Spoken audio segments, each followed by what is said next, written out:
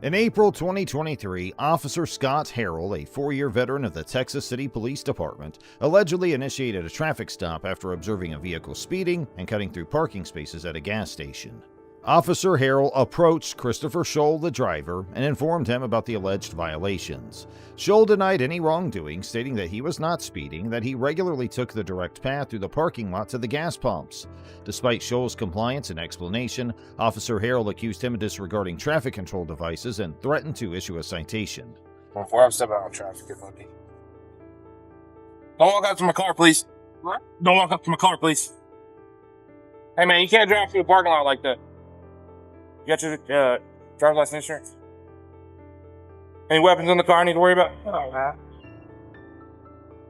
Boy, did you catch my trap? Yes, sir. Have you on the traffic here, bud? Robert John Lincoln, 4732. Robert John Lincoln, 4722. Copy 27. Thanks. 1441 65 88 1441 65 88. Is there any particular reason why you felt you needed to come through the parking lot like that? I didn't think I did anything wrong. I just came over to get gas. You were speeding and you cut through parking spaces. You know you can't do that. Injuries will be confirmed on Robert. I didn't think I was doing anything, man.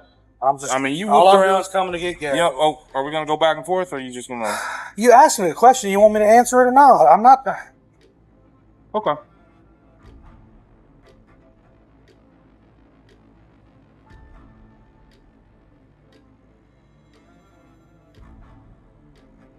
If anything, I thought I was going even slower than normal. No, sir. Because normally people don't even park where you park, and that's the direct path to the gas pumps. Through the parking spaces is the direct. I do realize that. I know that there's parking spaces there. And you almost hit that car that was turning right there. I was watching, man. The traffic stop was initiated on private property, and Texas law generally does not enforce traffic laws in parking lots, driveways, or alleys. Therefore, it can be argued that Mr. Scholl was unlawfully detained by Officer Harrell. Hey, this one. Go ahead. I think so. Thank you.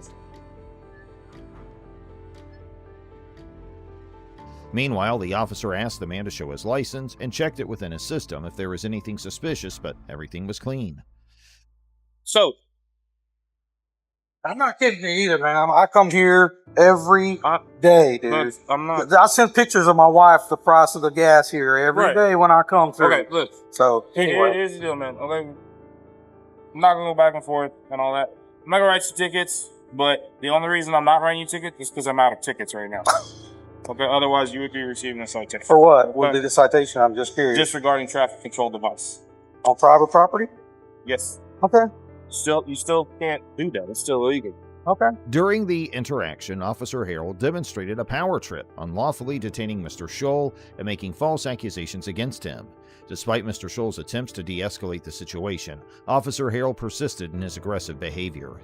Nevertheless, Officer Harrell continued to escalate the situation by accusing Scholl of reckless driving and threatening to arrest him.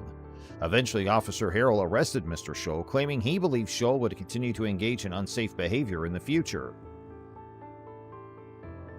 I was sitting right there, and he came through the parking lot and cut through all the spaces. He came through so fast and whooped into here, and there was a white truck. The white truck had to slam on its brakes. So I come over here. I was just gonna be like, "Hey, man, chill out. Like, chill out. Don't be like that." But he wanted to go back and forth and argue with me and give me all kinds of stuff. And like, I didn't have any tickets, and I didn't grab a rider this morning. So I was like, "Man, look, it doesn't have to go this way." He kept going back and forth. So I was like, all right, that's good. Another officer arrived at the scene, and Officer Harrell recounted the situation, portraying himself as the victim and Mr. Scholl as the aggressor. However, Officer Harrell realized his misconduct and decided to handle the situation differently. He cited Mr. Scholl for disregarding traffic control devices and allowed him to leave. What motorcycle did you see? Anything?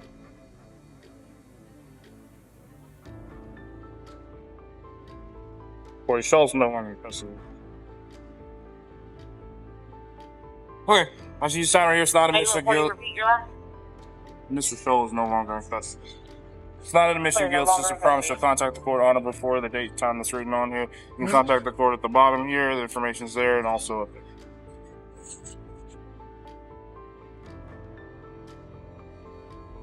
Free to go, sir. Following the incident, Officer Harrell was placed on administrative duty and is under investigation by the Internal Affairs Department. The Texas City Police Department has strict policies against violating individuals' rights during encounters. Chief Joe Stanton announced that the results of the investigation will be made public once a final disposition is reached. Mr. Scholl, who considers himself pro-police, viewed the traffic stop as unjustified and a violation of his rights. He plans to take the case to trial and is considering civil action against the department. He has set up a GoFundMe campaign to cover legal fees for the potential lawsuit.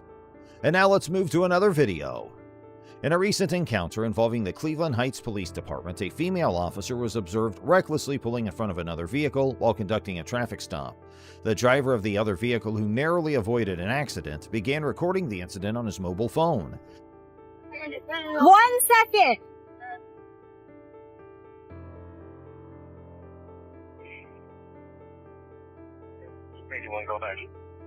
A1 radio, stand by. It's going to be on Mayfield across from the first access road.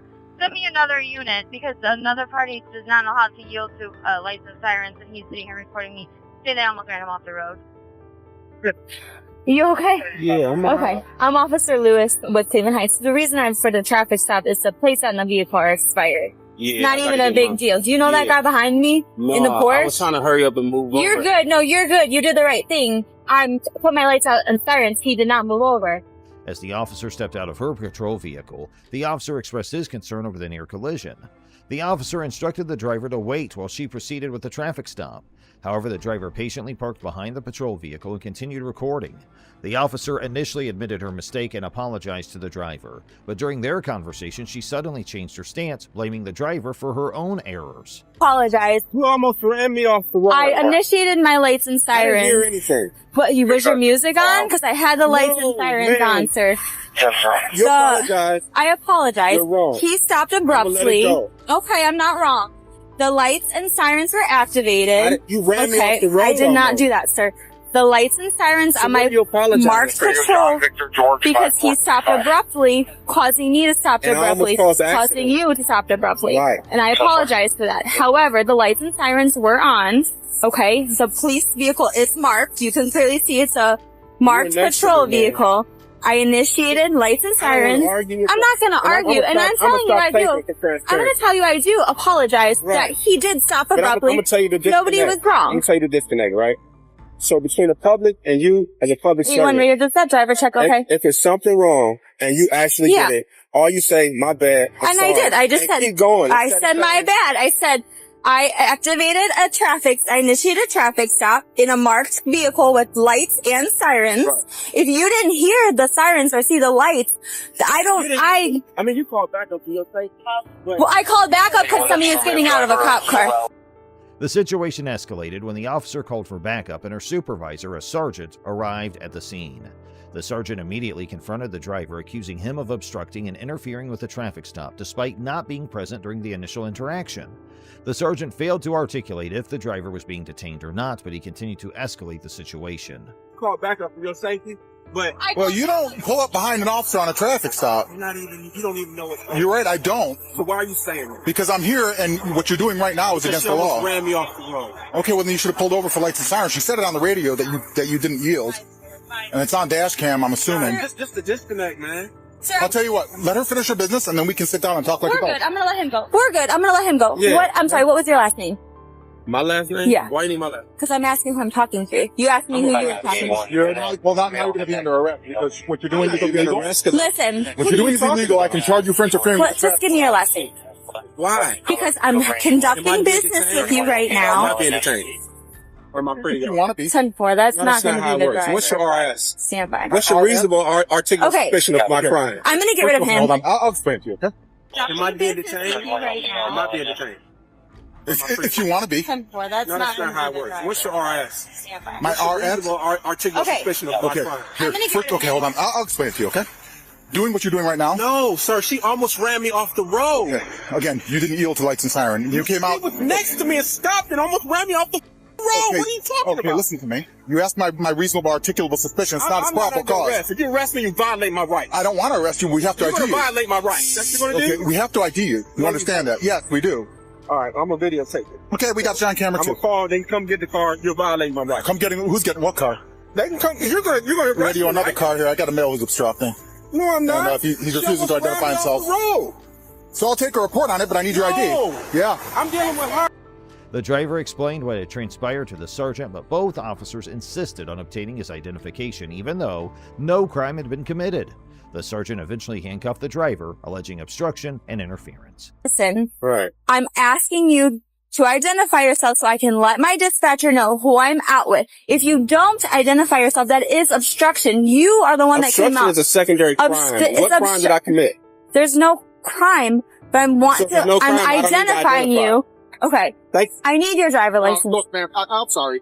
I'm gonna have to arrest you if you don't identify yourself. She just said it was no crime. It is Listen. a crime. Obstructing is a What crime. crime? Obstructing You have is to a legally crime. Identify yourself, Tosh. She almost ran me off the road. And then I still have to identify you. No, you don't. Yes, I do. Okay. Well, I'm gonna call. They come get the car. You can arrest me. Okay, turn around, put that gun back. Because I didn't do anything. Okay, turn around. I didn't do anything. Listen, just all I you didn't have do to it. do I don't have my ID with me. Okay, what's your Name your date of birth. That's not what we asked for. For what?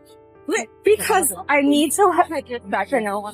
It's not a big deal. Last What's wrong name, with sir. you? Kern, man. Kern. You know what happened. Why are you letting him Listen, do this? he's a sergeant. He's violating my rights. He is not. Come He here, have a didn't seat. We're gonna give you a identify ticket when we yourself. send you on your way. You have valid driver's license? Yeah, I do. You violating my rights, man. Yeah, well, you're getting a ticket for interfering with the fast. How did I interfere? She almost ran me off the road. And you could have pulled off and waited and called. I did wait when she said wait. You were out here talking to her. Have a seat. Mr. Kern, just Don't have, push me, man. Have a seat.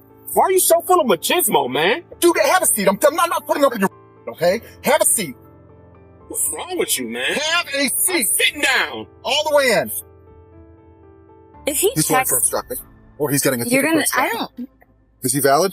I don't know, I'm waiting for the radio to say, what, so this is what happened. Uh-huh. That vehicle matched the description of the vehicle from Weird yesterday. Okay. I saw it. I initiated a traffic stop. Okay. That person, instead of like pulling over, he stopped abruptly. Okay. And I'm getting behind him, but he stopped abruptly. Okay. This guy was very close to him. Okay. And we almost did get into an accident. Okay. Because that driver stopped Did you so have your abruptly. siren on? I did, yes. Get your ticket for He, there's always sounds report about this. okay. He's getting a ticket for Radio, you want to see for failing to yield to an emergency vehicle? Yes, radio, I do. That's why I provided it. It was to a Demetrius Raphael Kern. It's a 37-year-old male. He's valid. That's one. So he gets a ticket and then he can come to the fight. Listen, I don't feel I need to give him a ticket for that. Yeah. I'm Well, then cool he with goes just, for obstructing. okay. I mean, I'm cool with letting him go. He just didn't He understand. He's in handcuffs. And he's being a jerk. He obstructed. He refused. This was a baseless assumption, as the driver had simply waited on the side of the road until the officer finished her traffic stop. The driver provided his information to the officers, although he was not legally required to do so. The sergeant's behavior demonstrated an unjustified power trip, while the first officer seemed to acknowledge her mistake and attempted to rectify it. You guys got a lawsuit Mr. Kern, coming. just hang on. Just You got a lawsuit coming. Listen, let me explain to you. Mhm. You don't get out of the car yet. The sergeant wants me to give you a ticket for obstruction, okay? I'm not gonna do anything else. I didn't. Listen, he's the boss. You This did. You is- refused he to is the identify boss. yourself on a legal- I don't have to refuse if I didn't commit a crime. This isn't a stop and ID state. At this point, it is a traffic stop because you're You out on a almost ran me traffic off stop. the road. Mr. You Kern, know we it. just had that conversation. I did not almost run you off the road. That Tesla has cameras in it. So Okay. you guys are going to pay for this. Okay, That's let's put fine. the court. All right, Jim. Mr. Kern, I apologize. I really do. And this is on body cam, alright? This is, the sergeant's telling me to do this, so listen, I'm just doing what I'm told to do, alright? Afterwards, the driver was released from handcuffs, but the sergeant insisted on pursuing charges. The first officer apologized to the driver, stating she was just following orders. The driver expressed his intention to take legal action against both officers and the police department, citing violation of his rights. Here's your property. Hold on, let me get this in. Sure. Hey, just push the one. Some janky rusty ass stuff. Right. You want to sign or are you going to refuse? Alright, I'm going to give you a copy of it. You guys violated my rights. You know it. Well, we'll all be in court. Ultimately, the driver received a citation and a court date for obstruction. However, just 11 days later, the prosecutor filed a motion to dismiss the case due to a lack of evidence. The driver plans to proceed with a civil lawsuit against the officers and the department. Enforcers of law who are tasked with maintaining public order, protecting individuals and property, and preventing and investigating crimes. That is what being a police officer means, or at least that's what they are trying to do. Instances have aroused where police officers have misused their authority, employed excessive force, and violated people's rights, particularly those from marginalized communities, leading to distrust and fear of law enforcement. Are they subjected to such power? What are the legal repercussions for them, however? And most of all, would they be treated differently when compared to the masses? Join us as we take a closer look at two of the most uncanny cases that could make question the judicial system as a whole. Our first case kicks off with the case of Harold Hill, which is just a perfect example of how our justice system can go wrong. This case definitely checks all the boxes, including a horrific rape and murder, as well as a mishandled conviction, you name it. So then what went about? Let's start with the so-called beacons of justice, Kenneth Bordeaux and John Halloran, the detectives who were assigned to the case and the beacons of law. They were the ones who managed to extract a confession from Peter Williams, who was later discovered to have been in custody when the crime was committed. How did they even produce a fabricated confession from someone who wasn't even present? Hill claims he was physically and mentally tortured until he confessed to crimes he didn't commit. Is this the kind of conduct we anticipate from our law enforcement personnel?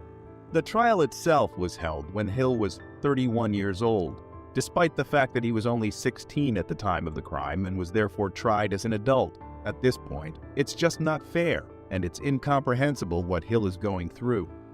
Given that neither of the defendants had a criminal history prior to the incident, this is an intriguing move by the prosecution. Hill and Young were given a life without parole sentence after the jury found them guilty of the murder.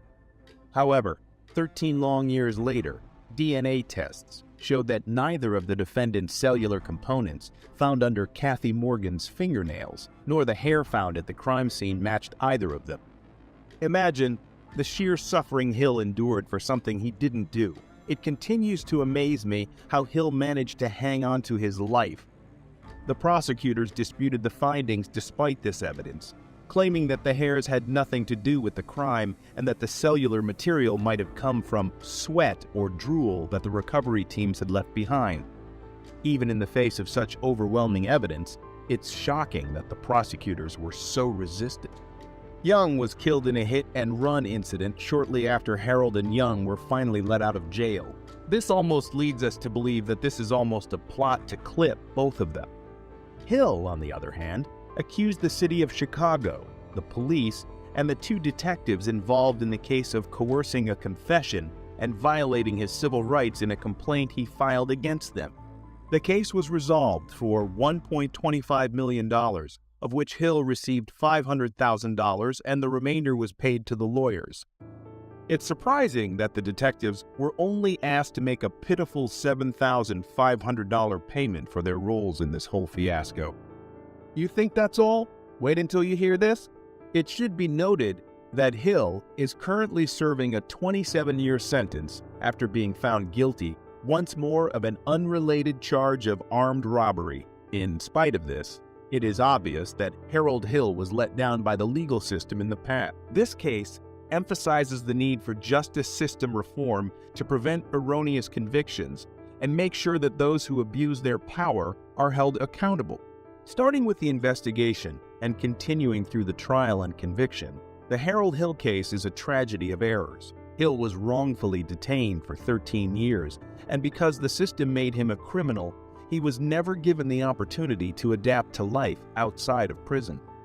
He was completely screwed over by the system, and the police only received $7,500 each. When police officers commit acts like the ones they did, they should be imprisoned for a minimum of the same amount of time as the victims they imprison.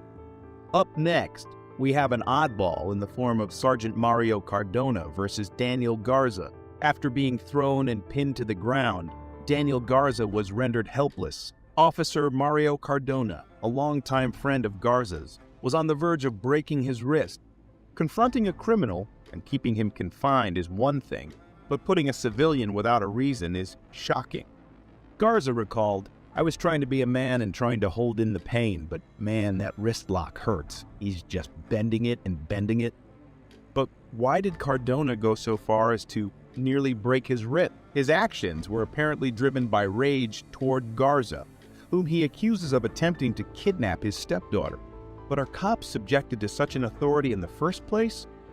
It appears that the two men had a long history together because Garza had once dated Naomi Villanueva, the stepdaughter of Cardona. Villanueva left her parents' home to live with a friend because the relationship had reached its breaking point.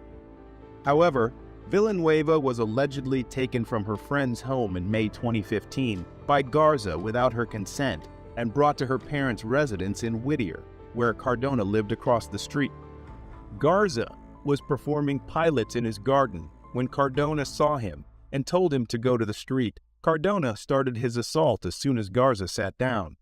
Garza claimed that he was not the aggressor, and a neighbor who saw the incident attested to Garza's innocence. As soon as they arrived on the scene, the sheriff's deputies saw redness on Garza's face, bruises and abrasions on his knees, and redness on his wrist. After Garza complained about Cardona, the city of Los Angeles, Chief Beck, and Cardona were named as defendants in a federal lawsuit. Garza claimed that he had been the victim of a false arrest, an arbitrary search and seizure, overuse of force, an assault and battery, negligence, and intentional infliction of emotional distress. The trial also featured a video of the incident captured by one of Garza's neighbors. They had made up a story of what had happened to make him look like a hero, and me look like a criminal, Daniel Garza. The hearing was presided over by U.S. District Judge Stephen V. Wilson, who heard former Deputy City Attorney Michael Amarian speak in defense of the city. Cardona was found to have acted maliciously as an off-duty officer by the jury, and on June 26, 2017, he was ordered to pay Garza $210,000 in damages. In addition, the court added $664,000 in attorney's fees and $26,000 in post-trial costs. The city of L.A. refused to take responsibility for Cardona's actions and even refused to indemnify the officer, forcing him to pay for the charges out of his pocket. Jim DeSimone, Garza's attorney, claims, "This is the problem with the LAPD. This is why people are out on the street." The incident serves as an example of how police can abuse people and get away with it. In this instance, however, Garza was able to confront the authorities who had infringed upon his rights and prevail in his lawsuit against Cardona.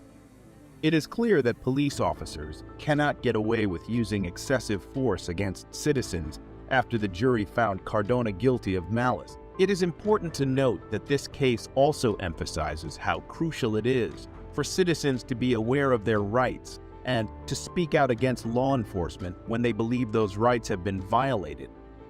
Garza's decision to accuse Cardona of using excessive force and file a complaint against him demonstrates that people can take legal action to stop police brutality.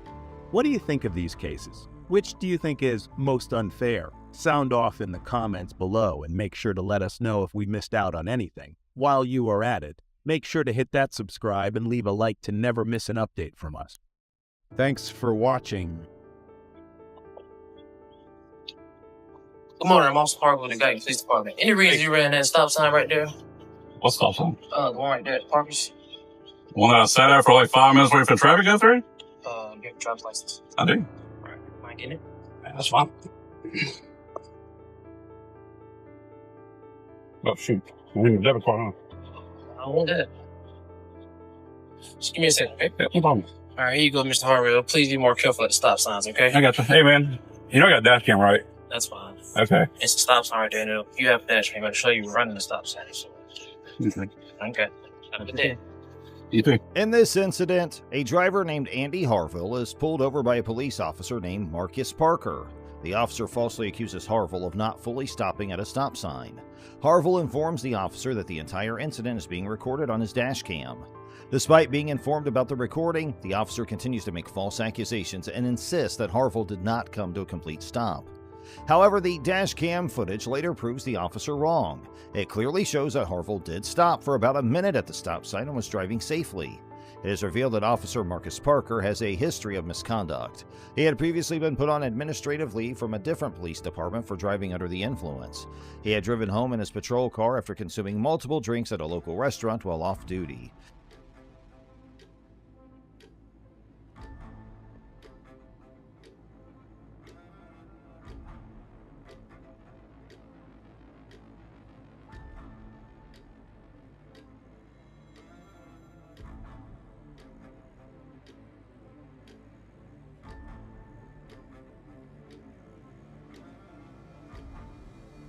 Parker had been dishonest with his supervisors about the incident before eventually resigning and joining the Guyton Police Department. The Guyton Police Department itself has concerning issues. They lack important policies regarding the use of body and dash cams, as well as protocols for the use of force, excessive force, arrests, and interactions with the public. The absence of these policies undermines citizen protection and fails to provide clear guidelines for police officers. Given these circumstances, there is a call for accountability and reform within the Guyton Police Department. The officer involved, Marcus Parker, should face consequences for his misconduct. Additionally, the department needs to implement necessary reforms for better serving and protecting the citizens under their jurisdiction. Now let's move to another video. He's being detained right now for QX. No, I'm talking to Hernandez. I know. I know.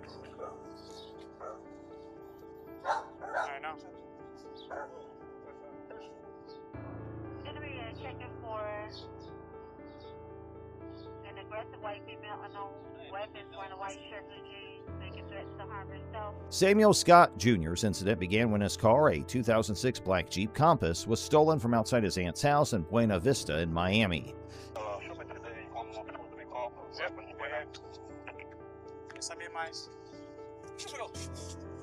¿Pero qué? ¿Tú eres un sargento? Ok, yo tengo mi sargento. All right? Okay?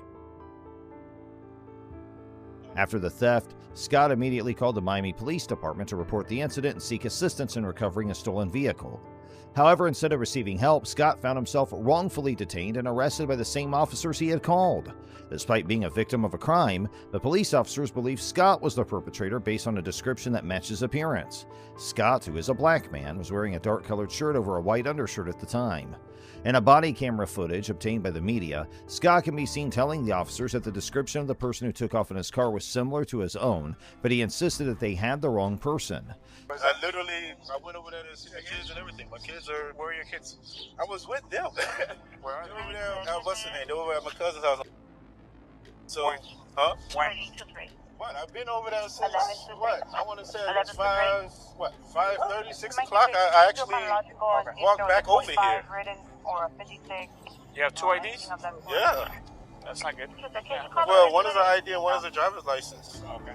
All right. Scott questioned why he would call the police if he had stolen his own car, and expressed his concern for his children who are left unattended while he's being questioned. Okay.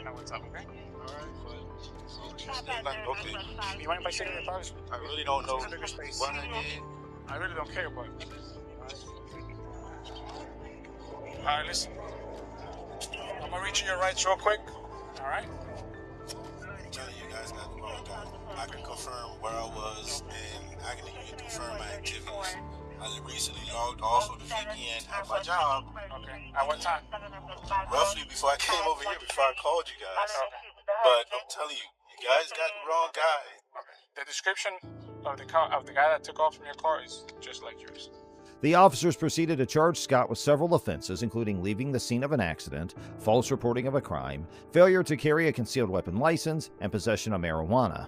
However, these charges were later dropped by the Miami-Dade State Attorney's Office in November 2021, indicating that there was insufficient evidence to pursue the case against Scott.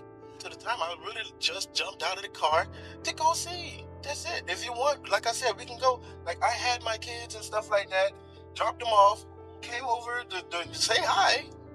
And I went, I don't know what happened. I don't. Like I said, I know the people that stay across there, over here, all over the place. I don't know what happened. My car just, somebody jumped in, drove off. And I'm sorry, but I'm telling you, I didn't do it. I mean, literally, I mean, why would I call the police? I mean, I called because my car is stolen. I mean, how me and my kids are gonna get home? My pillow, my work ID, my work stuff, all of that stuff is in there. Why would I? That's why I'm like, why am I in handcuffs? If I'm calling them and I'm. All right, just give me a second. You never been arrested before? No. Sure about that? Yeah. Never been arrested. Ex-military. As a result of this wrongful arrest and detention, Samuel Scott Jr. is now suing the Miami PD and 5 specific officers involved in the incident. His lawsuit alleges unlawful search, false imprisonment, and unwarranted prosecution. Scott's attorney is seeking $500,000 in damages for the physical, emotional, and reputational harm caused by the incident. Let's now move to another video. You ready? For what? For what? Wait,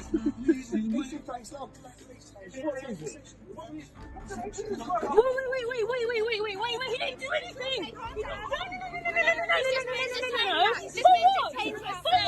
Then why are you touching my son? It's in the car. My son is in the car. I don't want you to go to him. My son is in the car. No. Get off me. No one's going to be hurt. Just get out the car. In this incident, the London Metropolitan Police pulled over 2 world-class athletes, and they have been accused of racial profiling. One of the athletes is Bianca Williams, a member of Great Britain's sprint team. According to Williams, the police officers approached their car aggressively and seemed ready to break the car window within seconds of their encounter. Ricardo dos Santos, who is Williams' partner and a record holder in the 400-meter event, denies the allegations of cannabis possession made by the police. He expresses feeling hurt and fearful as a result of the incident. Guardate con la pistola che le punto.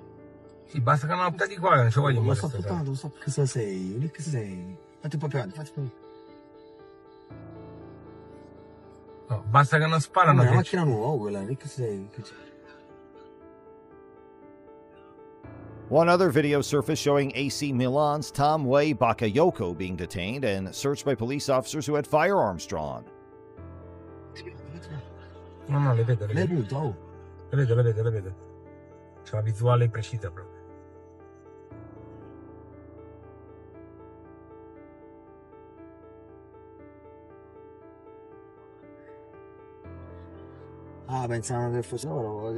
However, Bakayoko was released after the officers recognized him as a famous footballer. The Milan police initially claimed that the check on Bakayoko was conducted with high security measures and justified by the context of the operation. However, they later apologized and released Bakayoko after realizing his identity. The police statement mentioned that the check was carried out in a manner consistent with the perceived danger, but the officer's shock upon recognizing Bakayoko suggests a potential misunderstanding or error in judgment.